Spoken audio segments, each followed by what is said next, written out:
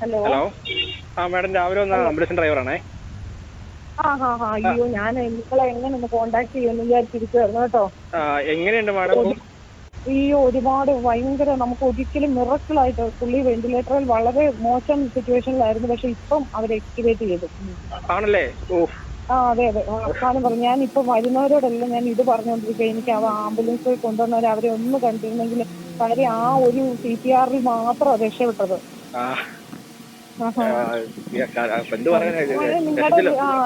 നിങ്ങളുടെ ഫീസ് ഒന്നും പറഞ്ഞില്ലല്ലോ. ഞങ്ങൾക്ക് ഫ്രീസില്ല കേട്ടോ. ഇല്ലേ? ഇല്ലില്ല, നമ്മുടെ എയർപോർട്ടിൽ കടന്നു പോകുന്ന വണ്ടിയാണേ.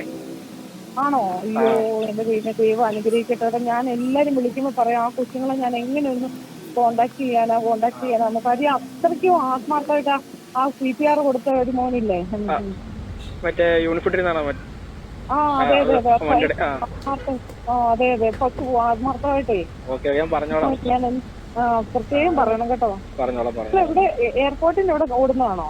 നമ്മള് എയർപോർട്ടിൽ നമ്മുടെ വണ്ടിയാണ്. മറ്റേ രാജഗിരി ഹോസ്പിറ്റലിന് കീഴിലാണ് വണ്ടി ഓടുന്നത്. ഇപ്പം ഇവിടെയാണ് മെഡിസിൻ തന്നവരാണ്. മനസ്സിലായി. ദൈവം അനുഗ്രഹിക്കട്ടെ. എനിക്കിതും വിഷമമായിരുന്നു. നിങ്ങൾ ഫീസും ചോദിച്ചില്ല, എങ്ങനെ അതിന്റെ ചാർജ്. ഇടയ്ക്ക് വിളിക്കണമെന്നുണ്ടായിരുന്നു. ഈ എങ്ങനെ അവസ്ഥയിൽ വിളിക്കാൻ പറ്റുന്ന വിളിക്കാണ്ടിരുന്നു. അല്ല, ഇത് 3:30 വരെയും ഡോക്ടർ പറഞ്ഞ ഒന്നും പറയാൻ പറ്റത്തില്ല. ഇവിടെ അവര് ഷോക്കൊക്കെ കൊടുത്തു. അവരന്നേരം തന്നെ ഇൻഡിക്കേറ്റ് ചെയ്തു.